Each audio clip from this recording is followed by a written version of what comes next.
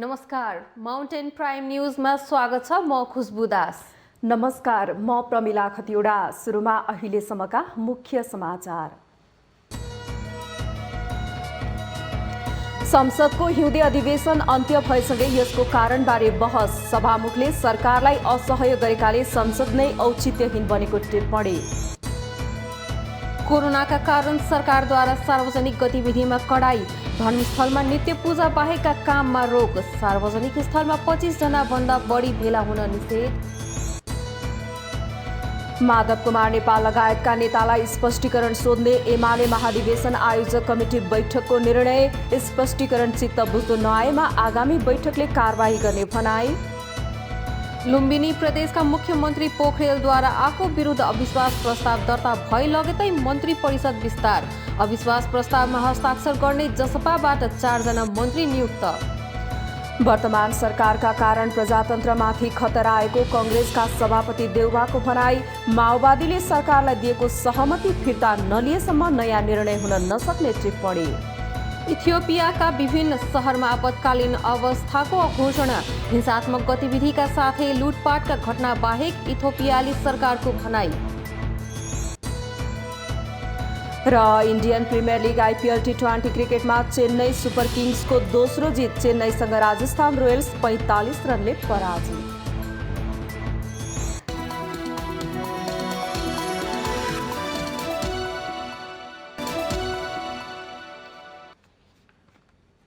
अब समाचार विस्तारमा। राष्ट्रपति विद्यादेवी भण्डारीले प्रतिनिधि सभाको चालु अधिवेशन अन्त्यको घोषणा गर्नुभएको छ। सोमबार बालुवाटारमा बसेको मन्त्री परिषदको बैठकका सिफारिसमा राष्ट्रपति भण्डारीले संसदको हिउँदे अधिवेशन अन्त्य गर्नुभएको हो। राष्ट्रपति भण्डारीले सभामुख अग्नि सापकोटालाई प्रेरित पत्रमा संविधानको धारा 93 का उपधारा 2 बमोजिम आज अपराह्न 1 बजेदेखि अधिवेशन अन्त्य गरिएको उल्लेख गरिएको छ। गएको पुस 5 गते विघटन भएको प्रतिनिधि सभालाई सर्वोच्चले फागुन 11 मा पुनर्स्थापित गरेपछि फागुन 23 गतेबाट यो अधिवेशन सुरु भएको थियो। प्रधानमन्त्री केपी शर्मा ओलीले एमसीसी संसदमा छलफलका लागि पेश गरिनुपर्ने बताइरहेका बेला अधिवेशन नै अन्त्य भएको हो। अधिवेशन अन्त्य भए पनि चाँडै नै बजेट अधिवेशन सुरु हुनेछ। जेठ 15 गते आउँदो आर्थिक वर्षको बजेट पेश गर्नुपर्ने संवैधानिक व्यवस्थाका कारण पनि बजेट अधिवेशन छिट्टै सुरु हुनेछ। यस्तै मन्त्री परिषद बैठकले शहरी क्षेत्रका विद्यालयहरू बन्द गर्ने निर्णय समेत गरेको छ। बैठकले शहरी क्षेत्रका विद्यालयहरू वैशाख मसान्तसम्म बन्द गर्न सिफारिस गरेको हो।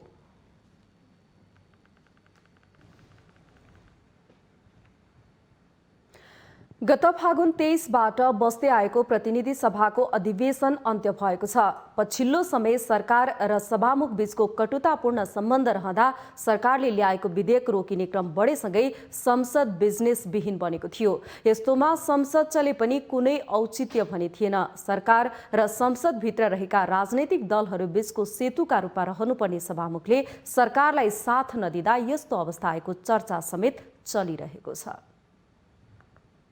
मन्त्री परिषद बैठकले चालु हिउँदे अधिवेशन अन्त्यको सिफारिस सम्माननीय राष्ट्रपति समक्ष गरे लगत्तै राष्ट्रपतिबाट संसदको हिउँदे सत्रको अन्त्य भएको घोषणा भएको छ। सर्वोच्च अदालतले प्रतिनिधि सभालाई पुनर्स्थापना गरिदिएपछि गत फागुन 23 गतेबाट बस्दै आएको प्रतिनिधि सभा बैठकमा सरकारले प्रस्तुत गरेका केही महत्त्वपूर्ण विधेयकहरूले संसदमा प्रवेश नै पाउन नसकेपछि सरकार र सभामुख बीचको सम्बन्ध कटुतापूर्ण रहेको अर्थमा बुझिँदै आएको थियो। यसैको परिणाम हुन सक्दछ पछिल्लो समय सरकार र संसद बीच राम्रै जुहारी सुरु भएको छ। प्रधानमन्त्री केपी शर्मा ओलीले विगतमा पनि पटक पटक संसद र संसदको कमान सम्हालेका सभामुख सरकारप्रति असहिष्णु रहेको आरोप लगाउँदै आउनु भएको हो। गत शनिबार डाकिएको सर्वदलीय बैठकमै सभामुखको गतिविधि सरकार विरुद्ध नै केन्द्रित रहँदै जाने हो भने विकल्प सोच्नुपर्ने स्थिति आएको कुरा स्पष्टसँग राखेपछि भने सरकार र सभामुखको सम्बन्ध सँगै हिँड्न सक्ने हिसाबमा रहनै नसकेको स्पष्ट भएको थियो। लगत्तै सभामुख अग्निप्रसाद सापकोटाले प्रधानमन्त्रीसँग जुहारी नै खेल्ने हिसाबले प्रधानमन्त्रीका भनाइमा आधारित भएर दिएको बयानले पनि संसद सरकारप्रति असहिष्णु नै रहेको स्पष्ट बनाएको छ। सरकारले सामाजिक क्षेत्रमा विकृतिका रूपमा देखिन थालेको एसिड आक्रमण लगायतका घटनासँग सम्बन्धित महत्त्वपूर्ण विधेयक संसदको पहिलो बैठकमै प्रस्तुत गरेको भए पनि त्यसलाई संसदको एजेन्डा नै बन्न दिइएन। सभामुखले विधेयकको गम्भीरता हेरेर यसका लागि गर्नुपर्ने आवश्यक संयोजन गर्न नसकेकै कारण सरकारबाट पेश हुने कतिपय विधेयक पेश हुनै पाएनन्। तर सरकारले संसदलाई बिजनेस नदिएको आक्षेप भने भोग्दै आएको थियो। आफूले संसदलाई बिजनेस दिन खोज्दा सभामुख सहयोगी नबनिदिने तर उल्टै आफूमाथि संसदप्रति अनुत्तरदायी भएको आरोप लाग्नुले पनि सरकार सभामुखका कार्यप्रति सन्तुष्ट हुन सकेको थिएन। यो सँगै संसदलाई अवांछित राजनीतिक स्वार्थपूर्तिको केन्द्र बनाउने प्रपञ्चले स्थान लिन थालेपछि सरकार संसद बैठकको अन्त्य गर्ने निचोडमा पुगेको मान्न सकिन्छ। फेरि लगत्तै संसदको बजेट अधिवेशन पनि बोलाउनु पर्ने बाध्यात्मक स्थितिमा सरकार रहेकै कारण पनि उपलब्धि विहीन बन्दै गएको हिउँदे अधिवेशन अन्त्यको निर्णयमा सरकार पुगेको हो। विगतको राजनैतिक समीकरणका हिसाबले तत्कालीन नेकपाका तर्फबाट सभामुखमा निर्वाचित सापकोटामा संवैधानिक व्यवस्था अनुसार सभामुखका दृष्टिले कुनै प्रकारको राजनैतिक आबद्धतामा कोही कतै टाँसिएको नहुनु पर्ने हो। संविधानले नै दलविहीन भनेर परिकल्पना गरेको सभामुख पदले राजनैतिक आबद्धता वा कुनै दल विशेषसँगको निकटताको कल्पनासम्म गरेको छैन। तर सभामुख सापकोटाले संविधानको त्यो व्यवस्थामाथि पनि न्याय गर्न सकेनन्। यसै कारण पनि पछिल्लो चरणमा सभामुख र सरकार बीचको सम्बन्धमा कटुतापूर्ण स्थिति सिर्जना भएको हो। सर्वोच्च अदालतले विघटन बदर गरेपछि गत फागुन 23 गते सुरु भएको प्रतिनिधि सभाको बैठक 9 पटक बसेर अन्त्य भएको छ। तर बसेका कुनै बैठक पनि सरकारप्रति सहिष्णु देखिएनन्। अघिल्ला संसद बैठकहरूमा सरकारलाई लक्षित गर्ने हिसाबले गरिने छलफलका विषय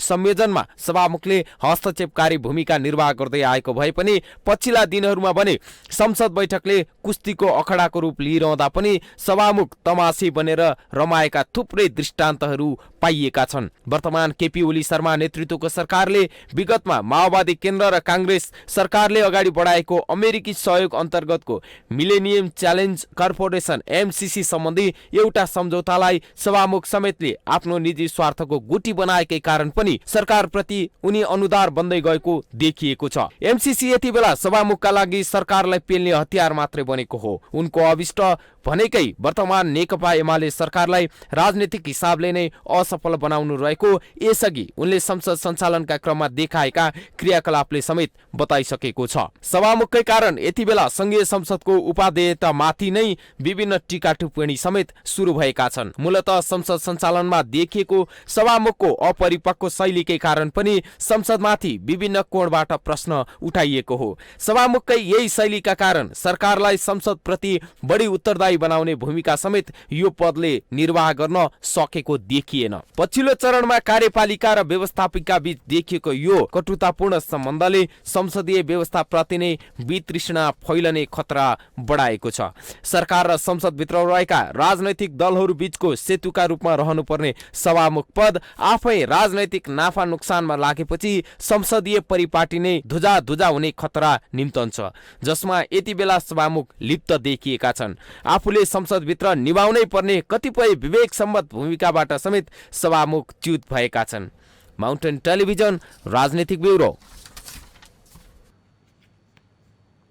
राजनीतिक अनियोलताका बीच मन्त्री परिषदको सिफारिसमा राष्ट्रपति विद्यादेवी भण्डारीले सोमबार संसद अधिवेशन गरेसँगै प्रतिपक्ष दलहरू संसद अधिवेशन अन्त्यको विरोध गरेका छन्। मंगलबार संसद बैठक तय भइसकेको अवस्थामा अधिवेशन अन्त्य गर्नु उचित नभएको र प्रधानमन्त्री केपी शर्मा ओलीले संसदको सामना गर्न नचाहेको विपक्षी दलहरूको आरोप छ। सोमबार मन्त्री परिषद बैठकको सिफारिसमा राष्ट्रपति विद्यादेवी भण्डारीले संसदको हिउँदे अधिवेशन अन्त्य गर्नुभएको छ।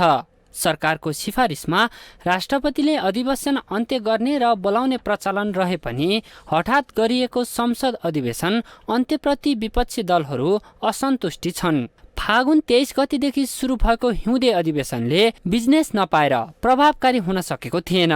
नेपाली काङ्ग्रेसका नेता एनपी साउदले विपक्षी दलहरूसँग परामर्श नै नगरिकन गरिएको भन्दै संसद अन्त्यप्रति असन्तुष्टि जनाउनुभयो। यो सदनको पनि यो संसदको पनि बैठक अन्त्य भएको छ। यो सदनका प्रति सरकारको पूर्वाग्रही सोच हो भन्ने कुरा चाहिँ म स्पष्ट गर्न चाहन्छु। ओली सरकारको नेतृत्वमा पनि हामी निर्वाचनमा जान्नौँ, ओली सरकारको समर्थन गर्ने कुरा पनि छैन। हामी नेपाली काङ्ग्रेस प्रतिपक्षको हैसियतले एउटा वैकल्पिक सरकारको मार्गचित्र दिएर त्यसमा नेकपा माओवादीलाई पनि जनता समाजवादी पार्टीलाई पनि राखेर विश्वासमा लिएर निर्वाचनको प्रक्रियामा अगाडि बढ्न चाहन्छु। प्रधानमन्त्री केपी शर्मा ओलीले छलफलै नगरी राष्ट्रपति समक्ष एकलौटी रूपमा संसद अन्त्यको सिफारिस गरेको भन्दै सभामुख अग्निप्रसाद सापकोटाले आपत्ति समेत जनाइसक्नु भएको छ। प्रधानमन्त्री केपी शर्मा ओलीले संसदको सामना गर्न नसकेकै कारण एकाएक संसद अधिवेशन अन्त्य गरेको नेकपा माओवादी केन्द्रका नेता नारायण दाहालको आरोप छ। बैठकै नराखिदिने, सधैँ बैठक टारेर हिँड्ने, किनभने त्यो आफूसँग फेस गर्ने योजना पनि छैन, कार्यक्रम पनि छैन, गल्तीमाथि गल्ती गर्दै गएका छन्। त्यसले गर्दा उनले चाहिँ फेस गर्न पनि सक्दैन, न सदनको फेस गर्न सक्छन्, न पार्टीको फेस गर्न सक्छन्। भोलि बिहान चाहिँ अब चाहिँ तपाईँले यो मतलब सम्झिराख्नु होला, मैले आज भने अबको चुनावमा उनी जनताको बिचमा जान नसक्ने ढङ्गले चाहिँ पतनको दिशातिर जाँदैछन्। बढ्दो राजनीतिक उतार चढावका बीच सरकारले आकस्मिक रूपमा संसद अन्त्य गर्नुलाई सत्ता टिकाउने प्रयास पनि हुन सक्ने विश्लेषण गरिएको छ। कर्णाली प्रदेशमा फ्लोर क्रसको घटना केन्द्र तहसम्म पुग्ने आशंकाले पनि संसद अन्त्य गरिएको हुन सक्ने चर्चा पनि चलेको छ। Mountain television, Kathmandu. सरकारले कोरोना संक्रमण बढ्न थालेपछि धार्मिक स्थलमा नित्य पूजा, ध्यान र प्रार्थना बाहेकका काममा रोक लगाउने निर्णय गरेको छ। सोमबार बसेको मन्त्री परिषद बैठकले सीसीएमसीको सिफारिसका आधारमा यस्तो निर्णय गरेको हो। बैठकले त्यस्तो स्थलमा 25 जनाभन्दा बढी भेला हुन पनि निषेध गर्ने निर्णय गरेको छ। साथै विवाह, व्रतबन्ध लगायतका कार्यक्रममा पनि सोभन्दा बढी सहभागी हुन नमिल्ने गरी आदेश जारी गरेको छ। सरकारको आदेश पालना नगर्नेलाई संक्रामक रोग ऐन 2020 अनुसार कारबाही गर्ने चेतावनी समेत दिएको छ। मन्त्री परिषदको निर्णय सार्वजनिक गर्दै सञ्चार मन्त्री पार्वत गुरुङले उक्त जानकारी दिनुभएको हो। विश्वभरि फैलिँदै गरेको नयाँ भेरिएन्ट सहितको कोभिड-19 महामारी नेपालमा समेत संक्रमण बढ्दै गएको सन्दर्भमा सोको रोकथाम तथा नियन्त्रणको लागि संक्रामक रोग ऐन 2020 को दफा 2 ले दिएको अधिकार प्रयोग गरी नेपाल सरकारले देहाय बजिम आदेश जारी गरेको छ। एक पटकमा 25 जना भन्दा बढी हुन नहुने, कुनै पनि सामान अनावश्यक नछुने, दुई व्यक्तिको बीचमा 2 मिटर दूरी कायम गर्ने, मास्क अनिवार्य गर्ने, पटक पटक साबुन पानीले हात धुने वा सेनिटाइज गर्ने गरी सपिङ मल, डिपार्टमेन्टल स्टोर सञ्चालन गर्ने। साथै सार्वजनिक यातायातमा सीट क्षमताभन्दा बढी यात्रु चढाउन नपाइने, यात्रुका साथै चालक तथा सहचालकले अनिवार्य मास्क र सेनिटाइजरको प्रयोग, सवारी साधनलाई दैनिक रूपमा डिसइन्फेक्ट गर्नुपर्ने, लामो दूरीका सार्वजनिक यातायातले बीच बाटोमा यात्रु चढाउन नपाउने निर्णय पनि सरकारले गरेको छ। सीट क्षमताभन्दा बढी यात्रु नराख्ने, सबै यात्रुलाई मास्क अनिवार्य गर्ने, सवारी साधनको ढोकामा र सवारी साधनभित्र सेनिटाइजको व्यवस्था गर्नुपर्ने, चालक तथा सहचालकले मास्क लगाउनुपर्ने, सवारी साधनलाई दैनिक रूपमा निष्कम्पित गर्नुपर्ने, लामो दूरीमा चल्ने सार्वजनिक यातायातमा बीच बाटोमा थप यात्रु नचढाउने। सरकारले शहरी क्षेत्रका शैक्षिक संस्थाहरू वैशाख मसान्तसम्म बन्द गर्ने आदेश पनि दिएको छ। परीक्षा भने स्वास्थ्य मापदण्ड अपनाएर सञ्चालन गर्न पनि सरकारले अनुमति दिएको छ। होटल तथा रेस्टुरेन्ट बिहान 8 देखि बेलुका 8 बजेसम्म मात्रै खोल्न पाइनेछ। तोकिएको समयभन्दा बाहेक होटल तथा रेस्टुरेन्टले होम डेलिभरी भने गर्न सक्ने छन् भने राजमार्ग क्षेत्रका होटल रेस्टुरेन्टले जनस्वास्थ्यका मापदण्डको पालना गर्नुपर्नेछ।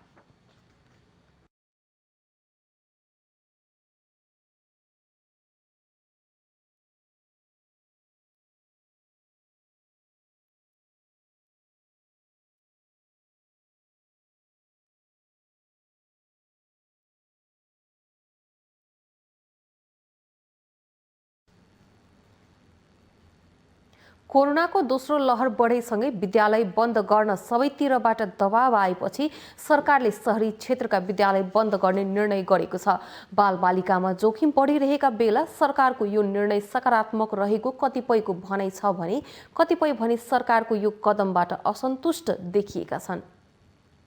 कोरोनाको दोस्रो लहर फैलिन थालेपछि विद्यालय बन्द गर्ने नगर्ने अनिलताका बीच सरकारले शहरी क्षेत्रका विद्यालय बन्द गर्ने निर्णय गरेको छ। सोमबार मन्त्री परिषदको बैठकले शहरी क्षेत्रका निजी तथा सरकारी विद्यालय बन्द गर्ने निर्णय गरेको हो। कोरोनाको पहिलो लहरमा बालबालिकामा नदेखिएको संक्रमण दोस्रो लहरमा देखिन थालेका बेला सबैतिरको दबावपछि आखिरमा सरकारले विद्यालय बन्द गर्न निर्णय गरेको हो। यो निर्णयलाई अभिभावकले सकारात्मक रूपमा लिएका छन्। अहिले संक्रमण एकदम हत्तै बढेको र कलैया बालबालिकाहरूलाई पनि फैलिएको र स्कुल मार्फत पनि यो हुन सक्ने सम्भावना भएको र स्कुलमा त्यो सामाजिक सुरक्षा वा स्वास्थ्य सुरक्षा पालना भएको धेरै विद्यालयहरूमा नदेखिएका कारण अभिभावकहरू पनि आतंकित र आक्रोशित हुनुहुन्थ्यो। र पछिल्लोचोटि हामीले पनि भन्यौँ, सिसिएमसीले, स्वास्थ्य मन्त्रालयले, अहिले पेडियाट्रिक डाक्टरहरूको पेडियाट्रिक सोसाइटीले, मानव अधिकार आयोगले सबैले प्रेसर गरिसकेको अवस्थामा फेरि पनि भने मैले ढिलै गरेको भए पनि सरकारले प्रत्यक्ष भौतिक रूपमा विद्यालय बन्द गरेर यो वैकल्पिक बाटोमा जाने भन्ने कुरा यो स्वाभाविक र राम्रै रूपमा लिनुपर्छ। सरकारको पछिल्लो 6 दिनको कोरोना संक्रमणको तथ्याङ्कले जति कोरोना संक्रमण बढ्दै गएको छ त्यति नै संक्रमित बालबालिकाको संख्या पनि बढेको देखाएको छ। पछिल्लो समय संक्रमण बढेसँगै 3565 जना बालबालिकामा संक्रमण पुष्टि भएको छ। कोरोनाकै संक्रमणका कारण 10 जना बालबालिकाले ज्यान गुमाइसकेका छन्। यस्तो अवस्थामा पनि विद्यालय बन्द गर्ने सरकारको निर्णयप्रति विद्यालय सञ्चालकहरू असन्तुष्ट देखिएका छन्। लास्ट इयर पनि एसीको मुखमा आएर दोस्रो दिनदेखि एसी चल्दै थियो, तर 1 2 जना मात्रै संक्रमित थियो। कम्प्लिट लकडाउनमा हामी गयौँ, त्यसले ठुलो प्रभाव पार्यो बच्चाहरूलाई। र यो वर्ष पनि अब प्री बोर्डको तयारीमा बच्चाहरू छ। अब तयारी हुँदाहुँदै कतिमा अब एक्जाम चलिरहेछ। यस्तो बेला अब अनाथ यसरी हठातमा यस्तो निर्णय आउनु भने अलिक दुःख लाग्दो पनि हो। यसको अलिकति सही बुझ्नुपर्छ। धनगढीको नाका म एकछिन पुगेको थिएँ, त्यहाँ नजिकै, तर त्यहाँ कुनै किसिमको व्यवस्थित छैन अहिलेसम्म पनि, हैन। अब मान्छे जथाभावी भित्र प्रवेश गरिरहेछ। अब त्यो कुरालाई हामी रोक्न नसक्ने, हैन। अनि स्कुल मात्रै बन्द गरेर अब कोभिडलाई नियन्त्रण गर्छु भन्ने कुरो यो एउटा दिवा स्वप्न हो। यो विषयमा सरकार गम्भीर हुनुपर्छ। पछिल्लो समय देशैभर कोरोना भाइरस संक्रमण बढ्दै गएपछि पुनः कडाई गरिनुपर्ने आवाज उठ्दै आएको छ भने विद्यालयहरूमा विद्यार्थी धमाधम संक्रमित भएपछि स्वास्थ्य मन्त्रालयले नै बन्द गर्न सिफारिस गरेको थियो। तर सरोकारवालाले स्वास्थ्य मापदण्डलाई पालना गरेर विद्यालय खोल्नुपर्ने अडान लिँदै आएपछि सरकारले निर्णयमा समेत अलमल गर्दै आएको थियो। अप्सरा गौतमको रिपोर्ट। सत्तारूढ दल नेकपा एमालेको 10औं महाधिवेशन आयोजक कमिटिको बैठकले वरिष्ठ नेता माधव कुमार नेपाल लगायतलाई स्पष्टीकरण सोध्ने निर्णय गरेको छ। सोमबार प्रधानमन्त्रीको सरकारी निवास बालुवाटारमा बसेको आयोजक कमिटिको बैठकले वरिष्ठ नेता नेपाल लगायतलाई स्पष्टीकरण सोध्ने निर्णय गरेको हो। स्पष्टीकरण चित्त बुझ्दो नआएमा आगामी बैठकले कारबाही गर्ने जनाएको छ। नेकपा एमालेले माधव कुमार नेपाल, भीम रावल, घनश्याम भुसाल, सुरेन्द्र पाण्डे र कर्णालीका 4 जना सांसदलाई स्पष्टीकरण सोध्ने निर्णय गरेको छ। सोमबार बसेको एमालेको 10औं महाधिवेशन आयोजक कमिटिको बैठकले कर्णालीमा फ्लोर क्रस गर्ने 4 जना प्रदेश सभा सदस्य र पहिले स्पष्टीकरण सोधिएका 4 जनालाई पुनः स्पष्टीकरण सोध्ने निर्णय गरेको हो।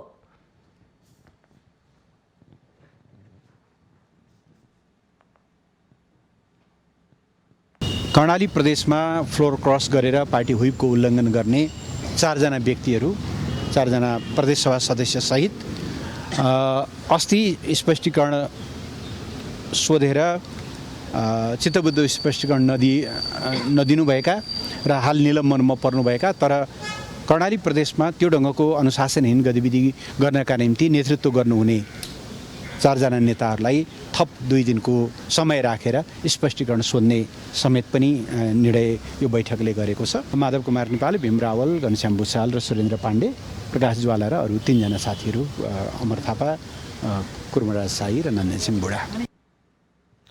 त्यसैगरी बैठकले राष्ट्रिय प्रतिनिधि परिषदको बैठक साउन 25 देखि 27 गतेसम्म गर्ने निर्णय समेत गरेको छ। 10औं महाधिवेशन आयोजक कमिटिको अर्को बैठक 10 गते पुनः बस्नेछ। स्पष्टीकरण चित्त बुझ्दो नआएको खण्डमा कारबाही बैठक सोही बैठकमा अगाडि बढाइने जनाइएको छ।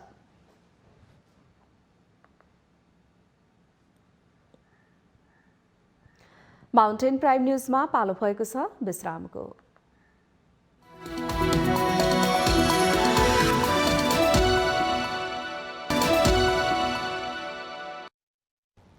विश्रामपछि स्वागत छ। अब बाँकी समाचार।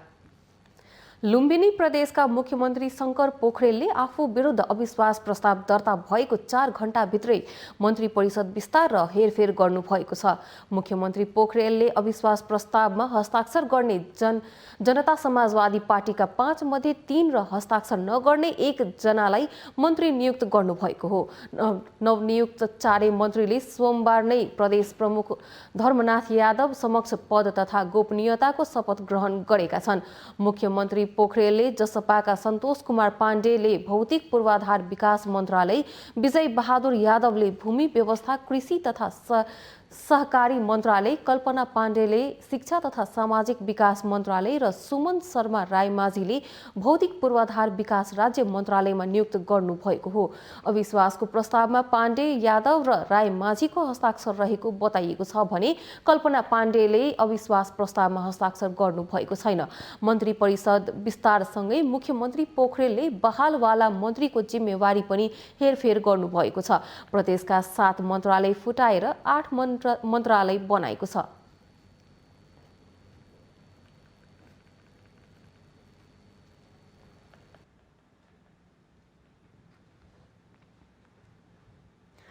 प्रधानमन्त्री केपी शर्मा ओलीले ललितपुर महानगरपालिकामा रहेको पाटन माध्यमिक विद्यालयको नवनिर्मित भवन उद्घाटन गर्नुभएको छ। 2072 को भूकम्पपछि क्षतिग्रस्त बनेको पाटन माध्यमिक विद्यालयको नवनिर्मित भवन प्रधानमन्त्री ओलीले सोमबार उद्घाटन गर्नुभएको हो। भवनको उद्घाटन गर्दै प्रधानमन्त्री ओलीले पाटन माध्यमिक विद्यालय नेपालको इतिहास र व्यवस्थासँग जोडिएको उल्लेख गर्नुभयो। विद्यालयले एक शताब्दीलाई अर्को शताब्दीसँग जोडेको प्रधानमन्त्री ओलीको भनाइ छ। जीर्ण भवन जसलाई भूकम्पले भत्कायो त्यसको पुनर्निर्माण गरेर यहाँ उपस्थित भएका छौँ। यो भवन नेपालको इतिहाससँग जोडिएको छ, विभिन्न प्रणालीहरूसँग जोडिएको छ, एउटा युग र अर्को युग, एउटा शताब्दी र अर्को शताब्दीसँग जोडिएको छ। यसले पुलको काम गरेको छ, शताब्दीहरूका बीचमा, शासनहरूका बीचमा, सिस्टमहरूका बीचमा पुलको काम गरेको छ। कार्यक्रममा ललितपुर महानगरपालिकाका मेयर चिरीबाबु महर्जनले पाटन माध्यमिक विद्यालयले आगामी दिनमा गुणस्तरीय शिक्षा प्रदान गर्ने विश्वास व्यक्त गर्नुभयो। ललितपुर महानगरपालिका नेपालको शिक्षाकै हब हो। यहाँ चाहिँ बोर्डिङ स्कुल पनि नेपालमा टप 5 मा आउने बोर्डिङ स्कुल चाहिँ यहाँ थुप्रैवटा छन्। त्यस्तै सामुदायिक स्कुलहरुमा पनि यहाँ निकै राम्रा राम्रा स्कुलहरू छन्। अब म चाहना गर्छु, मेरो इच्छा, यो स्कुलले पनि पाटन माध्यमिक विद्यालयले भवन राम्रो प्राप्त गर्यो, भवनलाई सुहाउने किसिमको शिक्षा पनि प्रदान गरियोस् भन्ने चाहिँ मेरो भनाइ छ। उक्त भवन जापान सरकारको ऋण सहयोगमा नेपाल सरकार, राष्ट्रिय पुनर्निर्माण प्राधिकरण, केन्द्रीय आयोजना कार्यान्वयन इकाइ शिक्षाले निर्माण गरेको हो।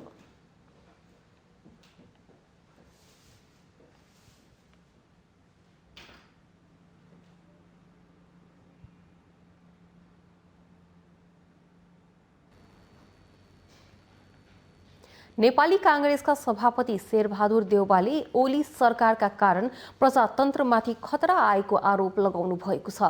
सोमबार नेपाल विद्यार्थी संघको 52औं स्थापना दिवसको अवसरमा काठमाडौँमा आयोजित कार्यक्रममा बोल्दै सभापति देउवाले यस्तो भनाइ राख्नु भएको हो।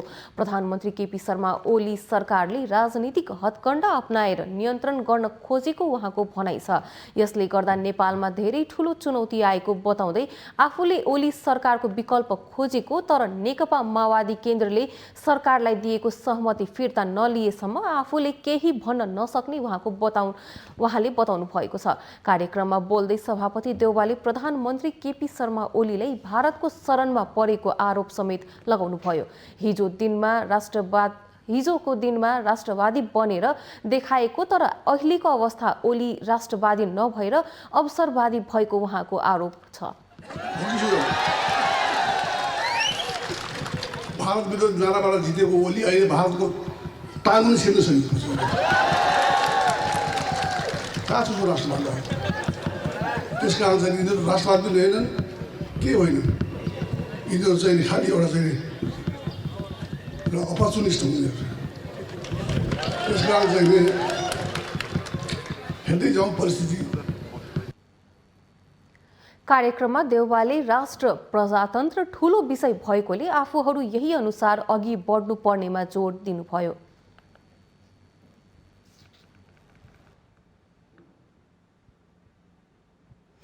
एमालेका नेता माधव कुमार नेपालले प्रधानमन्त्री केपी शर्मा ओलीमा हिटलर प्रवृत्ति रहेको टिप्पणी गर्नुभएको छ।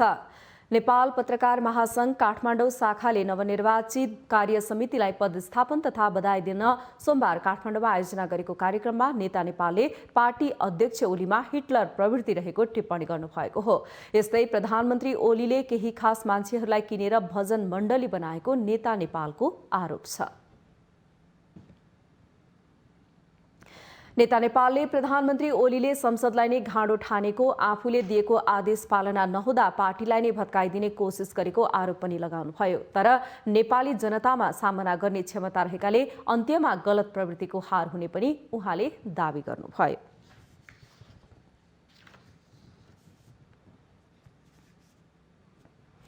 हामीसँग आर्थिक, अन्तर्राष्ट्रिय र खेल समाचार बाँकी नै छन्। माउन्टेन प्राइम न्युजमा फेरि पालो भएको छ विश्रामको।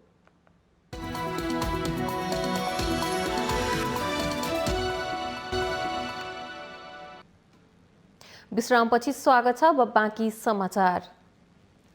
कोरोनाका कारण जिल्ला प्रशासन कार्यालय दाङले 25 जना भन्दा बढी भिडभाड नगर्न भन्दै आम नागरिकलाई आग्रह गरेको छ। तर तुलसीपुर बजारका विभिन्न बैंकहरूमा ज्येष्ठ नागरिकहरू सामाजिक सुरक्षा भत्ता लिनको लागि बिहानदेखि जोखिम मोलेरै भए पनि सयौंको संख्यामा लामबद्ध हुन्छन्। दाङको तुलसीपुर उपमहानगरपालिकामा पछिल्लो समयमा 52 जनामा कोरोना संक्रमण पुष्टि भएको छ। स्वास्थ्य कर्मीहरूले जिल्लामा स्वास्थ्य मापदण्ड पालना नहुने हो भने स्थिति भयावह हुन सक्ने भनिरहेका छन्। जिल्ला प्रशासन कार्यालय दाङले 25 जना भन्दा बढी भिडभाड नगर्न भन्दै आम नागरिकहरूलाई आग्रह गरिसकेको छ। तर ज्येष्ठ नागरिकहरू भत्ता लिनको लागि बिहानदेखि सयौंको संख्यामा भिडभाड गर्दा जोखिम बढेको छ। स्थानीय वडा वा सहज तरिकाले भत्ता पाउने सुविधा नभएपछि जोखिम मोलेरै भए पनि कोरोनाको त्रासमा पनि भत्ता लिन बैंकसम्म आउन बाध्य भएको सेवाग्राही बताउँछन्।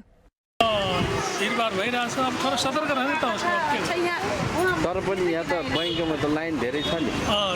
2-3 जना छोड्छन् gara भित्र, अब सबैलाई भित्र सँगै जाने दिनदिन त्यही भएर कति भयो लाइन लागेको? कोरोना भन्ने तपाईलाई थाहा पाउनु भएको छ कि नै? कोरोना रोग थाहा पाउनु भएको छैन। अत्याधिक संख्यामा भिड देखेपछि केही सेवाग्राही भने फर्केका पनि पाइएको छ।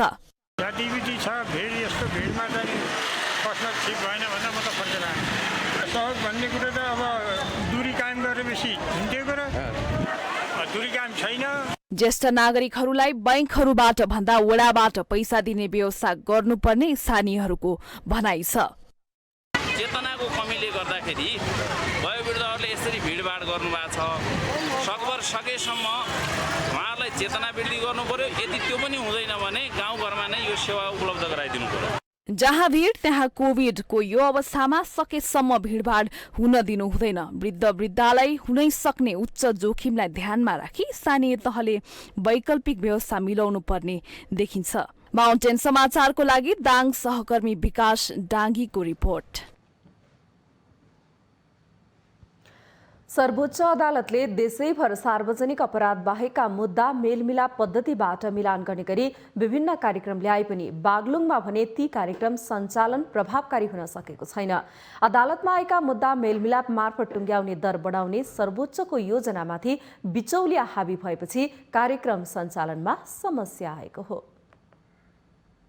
पछिल्लो समय अदालतका मुद्दालाई टुङ्ग्याउनका लागि मेलमिलापलाई प्राथमिकता दिएको छ, तर मेलमिलापका प्रक्रियामा बिचौलिया हावी हुँदा बागलुङमा मेलमिलाप कार्यक्रम प्रभावकारी हुन नसकेको हो।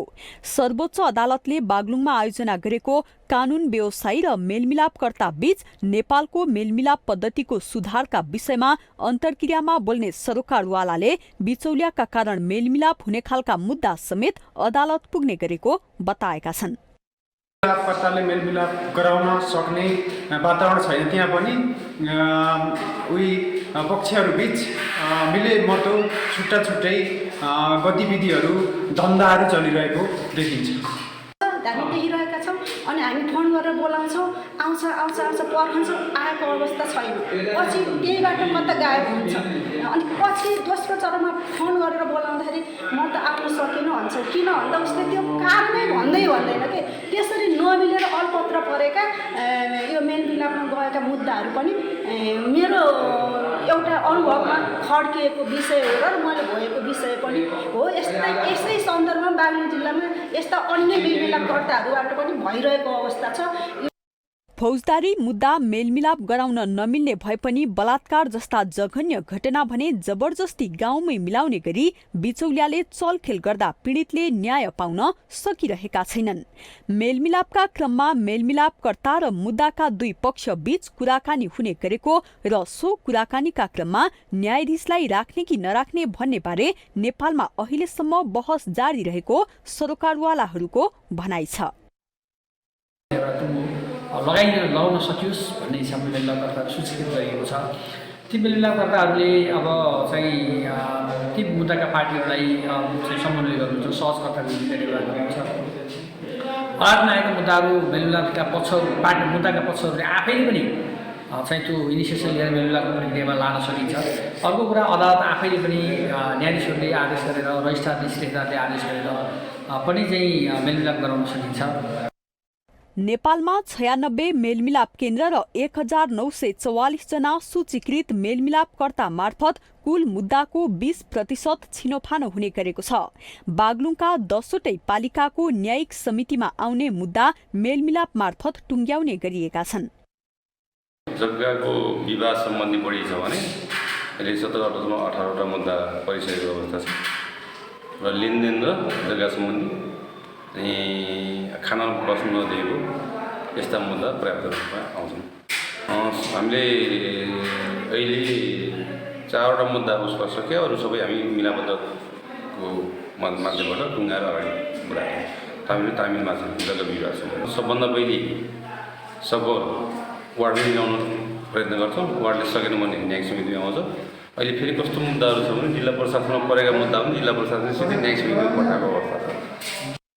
2068 सालमा मेलमिलाप ऐन आएर पनि अभ्यास भइरहेको मेलमिलापलाई कम्तीमा 50% सफलतामा पुर्याउने सर्वोच्चको योजना छ। मेलमिलापकर्तालाई व्यावसायिक नबनाएसम्म यसलाई प्रभावकारी बनाउन नसकिने भएकाले अब यसबारे व्यावसायिकतामा जानुपर्ने सरोकारवालाको धारणा छ। माउन्टेन टेलिभिजनका लागि बागलुङबाट सुभाष आचार्यको रिपोर्ट। हामीसँग आर्थिक, अन्तर्राष्ट्रिय र खेल समाचार बाँकी नै छन्। माउन्टेन प्राइम न्युजमा फेरि पालो भएको छ विश्रामको।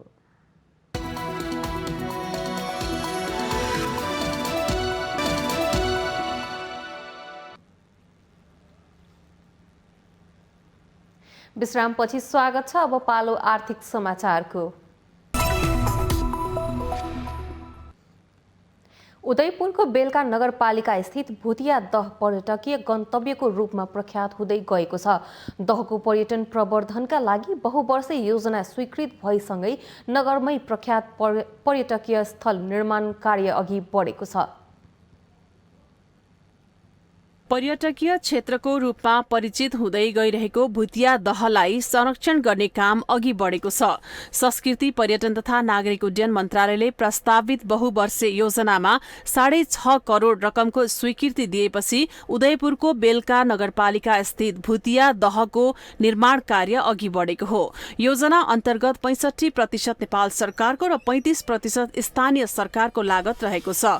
भुतिया दह पर्यटन प्रवर्धनका लागि सड़क निर्माण, मूर्ति निर्माण र दह निर्माणको काम साथै नेचर डेकोरेसनको कार्य अघि बढेको बेलका नगरपालिकाले जनाएको छ।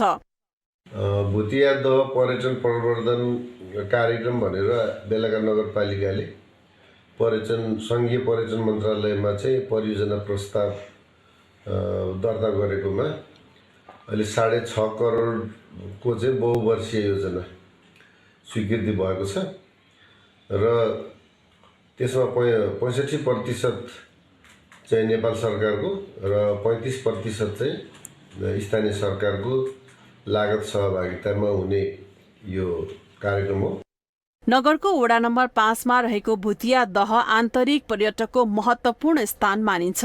भुतिया दहमा अहिले दैनिक 200 बढी पर्यटकहरू आउने गरेका छन्।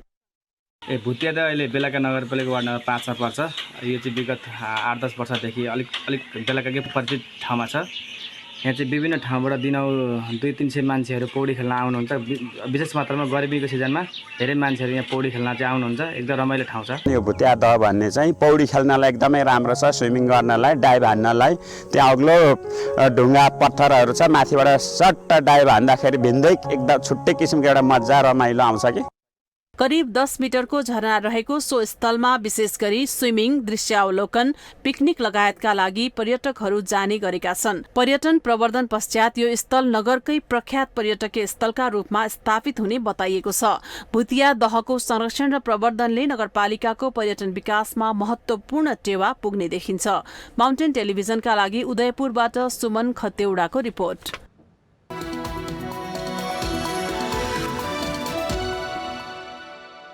यो सँगै हामी माउन्टेन प्राइम न्यूजको अन्त्यमा आइपुगेका छौं। जाँदै मुख्य समाचार पुनः एकपटक। संसदको हिउँदे अधिवेशन अन्त्य भएसँगै यसको कारणबारे बहस। सभामुखले सरकारलाई असहयोग गरेकोले संसद नै औचित्यहीन बनेको टिप्पणी। कोरोनाको कारण सरकारद्वारा सार्वजनिक गतिविधिमा कडाई। धार्मिक स्थलमा नित्य पूजा बाहेकका काममा रोक। सार्वजनिक स्थलमा 25 जना भन्दा बढी भेला हुन निषेध। माधव कुमार नेपाल लगायतका नेतालाई स्पष्टीकरण सोध्ने एमाले महाधिवेशन आयोजक कमिटी बैठकको निर्णय। स्पष्टीकरण चित्त बुझ्दो नआएमा आगामी बैठकले कारबाही गर्ने भनाई। लुम्बिनी प्रदेशका मुख्यमन्त्री पोखरेलद्वारा आफू विरुद्ध अविश्वास प्रस्ताव दर्ता भए लगत्तै मन्त्री परिषद विस्तार। अविश्वास प्रस्तावमा हस्ताक्षर गर्ने जसपाबाट 4 जना मन्त्री नियुक्त। वर्तमान सरकारका कारण प्रजातन्त्रमाथि खतरा आएको कांग्रेसका सभापति देउबाको भनाई। माओवादीले सरकारलाई दिएको सहमति फिर्ता नलिएसम्म नयाँ निर्णय हुन नसक्ने टिप्पणी। इथियोपियाका विभिन्न शहरमा आपतकालीन अवस्थाको घोषणा। हिंसात्मक गतिविधिका साथै लुटपाटका घटना बढेको इथियोपियाली सरकारको भनाई। र Indian premier league IPL T20 क्रिकेटमा चेन्नई सुपर किङ्सको दोस्रो जित। चेन्नईसँग राजस्थान रोयल्स 45 रनले पराजित।